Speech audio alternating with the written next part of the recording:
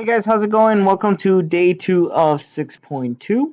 We're going to go ahead and now talk a little bit about when we're dividing these types of expressions. So now we're actually going to be talking about multiply and exponential expressions. So we're going to be able to divide exponential expressions and simplify them using properties of exponents. So again, just to recap, let's go ahead and talk about what it looks like when we're dividing a fraction. Okay, so let's go ahead and take a look at number 1 here. So it says, do you remember how to do these basically? So all we have to do here is simplify expression.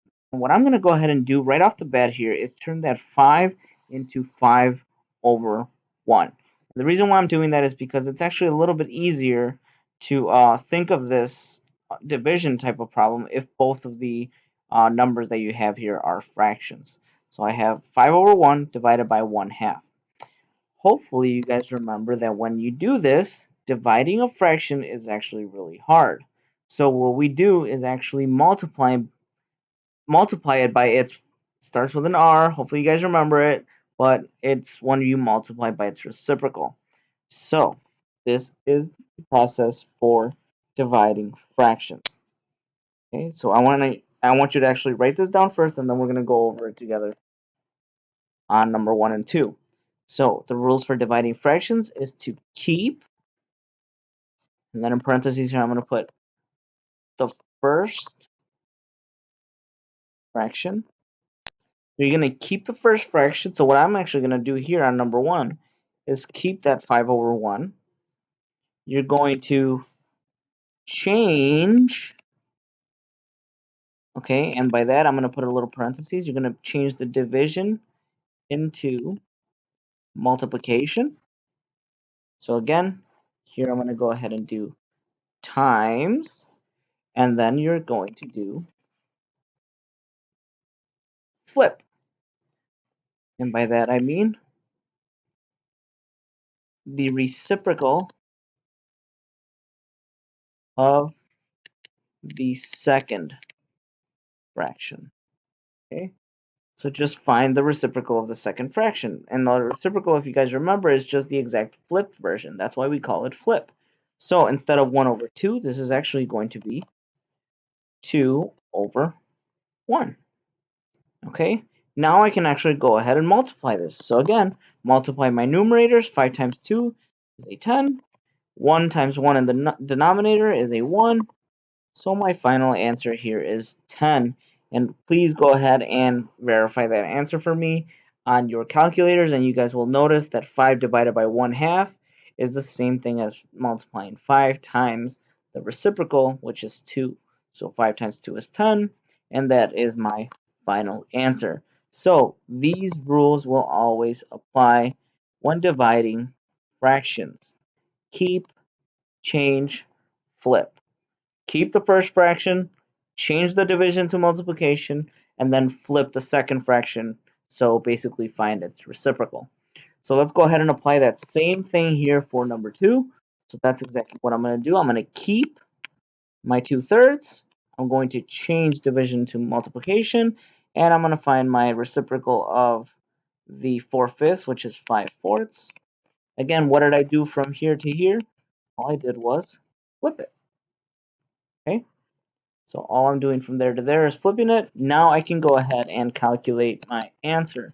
So 2 times 5. Oh, actually, before I do that, remember guys, now I can actually reduce if I want to. And remember, you can either reduce straight up and down. So 2 and 3 don't reduce, 5 and 4 don't reduce. But across, they do reduce. Okay? The 2 and the 4 definitely have something in common. They have a 2 in common. So 2 divided by 2 is 1. 4 divided by 2 is 2. That's going to help me out in the long run because now 1 times 5 is 5.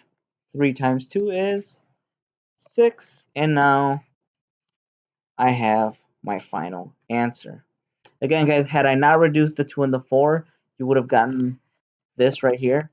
You would have gotten a 10 over 12. But then you need to realize that that is reduced and can be divided by 2. So this would be a 5 over 6. So essentially, we took care of that step right from the get-go, and that's why we actually went ahead and reduced before I multiplied the numerators and multiplied the denominators. Alright, so just remember that, guys. Keep, change, flip. Okay, keep the first fraction, change division to multiplication, and then flip the second fraction, sorry. Okay, so let's figure this out then. Applying those rules means that we're going to have negative 5x to the second over 8 to the x, because I'm keeping that. I am changing this division to multiplication, and I'm going to flip this, meaning I'm going to put the x to the negative 3 on top and the 10x to the fourth on the bottom. Okay, so I keep, change, flip. All right, let's take a look at what we have to do now. Well, remember what we said, that it's always nice to go ahead and start reducing if at all possible. So I'm going to see if I can reduce there. And actually, I won't be able to reduce here because it's going to be 8 and 1. But let's go ahead and see if we can reduce the other. All right. So the negative 5 and the 10, what do they have in common? They have a 5 in common. So negative 5 divided by 5 is a negative 1. 10 divided by 5 is a 2. Now my 8 and 1, so those in blue here, I can't reduce because I already have a 1. The only thing that I can divide 1 by to get a whole number is 1. So I can go ahead and start writing some of my answers here. So negative 1 times 1 is a negative 1. Again, all I'm doing here, guys, is multiplying my first number with my second number in my numerator, and then I can handle the other bases, in this case the base x. So let's continue. Now I'm going to take a look at my bases of x in the numerator. So I have an x to the second times x to the negative third. Well, actually, what can I do there, guys? Okay. If you guys remember, you can actually, if you multiply, if you're multiplying similar bases, then you just add the exponent. This is actually x to the negative 1. 2 plus negative 3 is a negative 1. All right. Now in the denominator, again, I have an 8 times 2. That is a 16. And I have an x to the 1. Whoops. Sorry. Not my highlighter here. I have an x to the 1 and an x to the fourth. So that is going to add up to be an x to the fifth. Now, from this answer right here, I'm going to go ahead and say that that is not quite right yet. And I hope you guys can see why it's not right. Right? What do we hate? What do we not like in terms of exponents? And if you said the negative exponent, then you are absolutely right. We don't like that negative exponent. So we have to bring that to the bottom. So let's go ahead and see what we get. So that would be a negative 1 at the top. In the bottom we get 16, x to the fifth. And now if I bring my x to the 1 down here, I can multiply these because they have a common base. Okay? So my final answer, my real final answer is negative 1 over 16. X to the fifth times x to the 1. I can add because that is my power rule. Or I'm sorry, my product rule. This is now my final answer. This is what you should have as a final answer. So double check and make sure that you didn't end up with negative exponents in your solutions. All right, number 3. Let's go over that one together. And then I'm going to have you guys try out number 2 and number 4 on your own. And then we'll take a look at those as a class. So, same thing. Keep, change, flip. Always remember that. As soon as you see a division symbol there, guys, you have to remember keep, change, flip. So that's exactly what we do. Rewrite this. So 5x to the fourth over 7w. I kept that. I'm changing this to a multiplication, and I'm flipping my second fraction. So this is 21w to the fourth over 10x to the third. All right. So again, as you guys know by now, I like to try to reduce the numbers here before I actually start looking at my variables. So what I'm going to go ahead and do is try to reduce these yellow ones. So what do 5 and 10 have in common? Well, they have a 5 in common. So 5 divided by 5 is 1. 10 divided by 5 is 2. What about my 21, 7? They have a 7 in common. So 21 divided by 7 is 3. 7 divided by 7 is 1. So I'm going to go ahead and combine those. Again, remember, I always like to look at my numbers first. So 1 times 3 is a 3. And now, actually at the top, I only have an x to the 4th now and a w to the 4th. And notice I didn't add any exponents here because I don't have two things with a common base. Now I'm going to look at the other two. So this 1 and this 2. So 1 times 2 is 2. This is going to be an x to the 3rd and a w to the 1st. Again, guys, I wrote this one first. Let me make sure I emphasize that. I put this one first just so that the two x's are right on top of each other, like this. And then I wrote that w over here at the end so that now my w's are together. And I realized I didn't actually put those in order. So you could have actually written them as w to the 4th, x to the 4th, and w to the 1st, x to the 3rd. It honestly doesn't matter. I just like making sure they're on top of each other so I know how I have to apply the division rule. So again, my 3 and my 2, no reason to change those, but now I can say who wins on the x's. Well, the top can win. The top has exactly one more than the bottom, so the top wins. And in my w's, same thing. The top wins as well. And how many more does the top have? It has 3 more. So this here, and I'm just going to actually rewrite my 2 so it looks a little more correct there. So that is my final answer. 3x w to the 3rd over 2. Alright guys, I think you guys should test yourselves out. See how well you do on 2 and 4. So go ahead and give those a shot and then we'll come back to talk about how well you did on those. Alright, let's go ahead and look at number 2. So, keep, change, flip. Remember, keep, change, flip. Keep, change, flip. Alright, so I kept the first fraction, changed the symbol to multiplication, and flipped the second fraction. Like always, let's go ahead and try to reduce my numbers here. I have a negative 3 and a 6. And technically this right here is a 1. So I can say that I'm going to try to reduce the 7 and the 1. Alright, so let's go ahead and take a look at this. So, what will this equal? Well, let's see. The negative 3 and the 6, what do they have in common? They have a 3. So negative 3 divided by 3 is a negative 1. 6 divided by 3 is a 2. And then my 7 and my 1, I can't reduce those at all. So now I'm going to go ahead and multiply my two numbers. Negative 1 times 1 is a negative 1. 7 times 2 is a 14. And now we're going to go ahead and add our exponents because we're applying the product rule here. So t to the 1 times t to the 10 is t to the 11. And same thing with my denominator. T to the negative 4th times t to the 7 is negative 4 plus 7. That's actually a positive 3.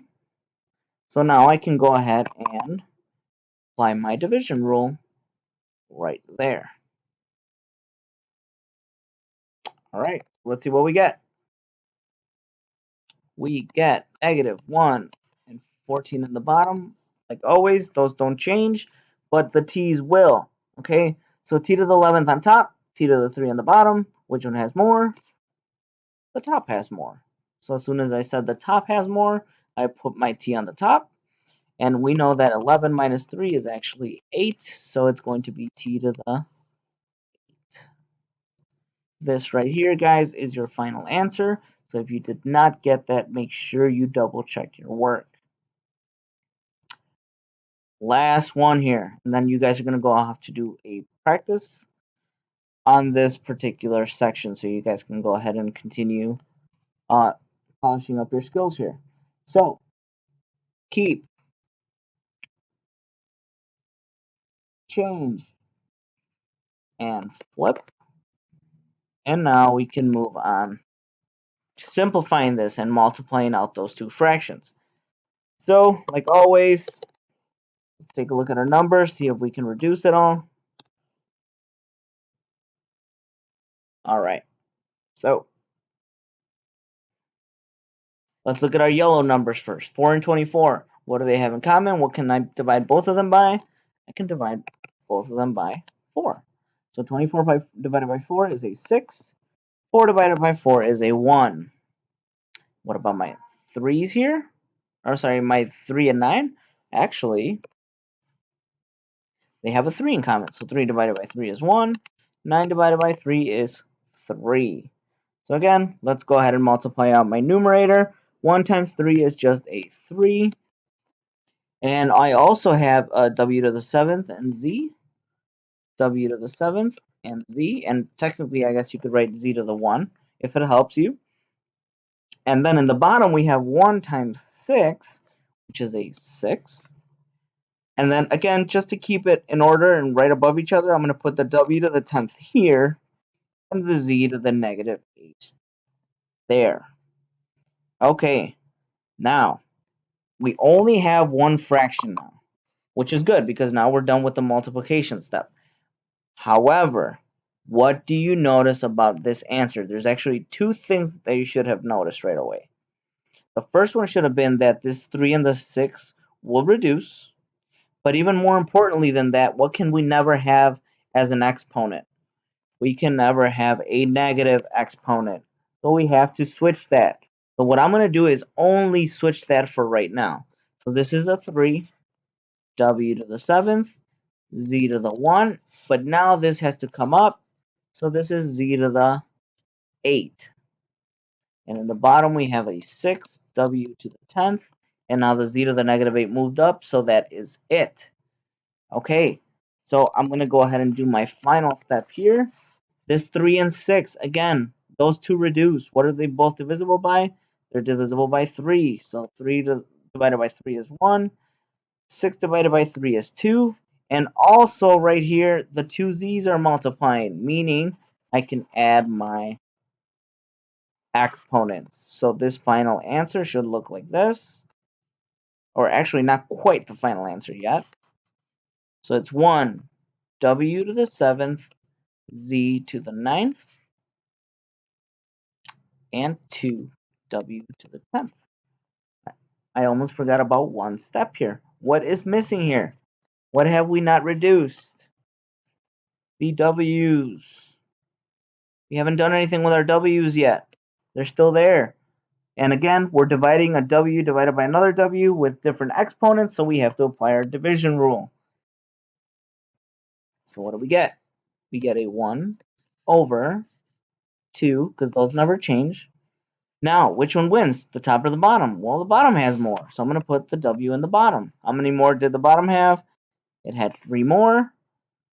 And then we go ahead and put my z to the 9th up top. So your final answer is 1z to the 9th over 2w to the 3rd. So that is what you should have gotten for an answer. You might have also written something like this. So just gotten rid of that 1.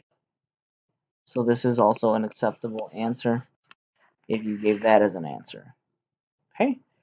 Alright guys, this was actually a pretty short video, so this was just kind of getting you introduced to dividing fractions. I know you guys have done this in the past, especially when you're doing things like this. So let me just scroll down for a second.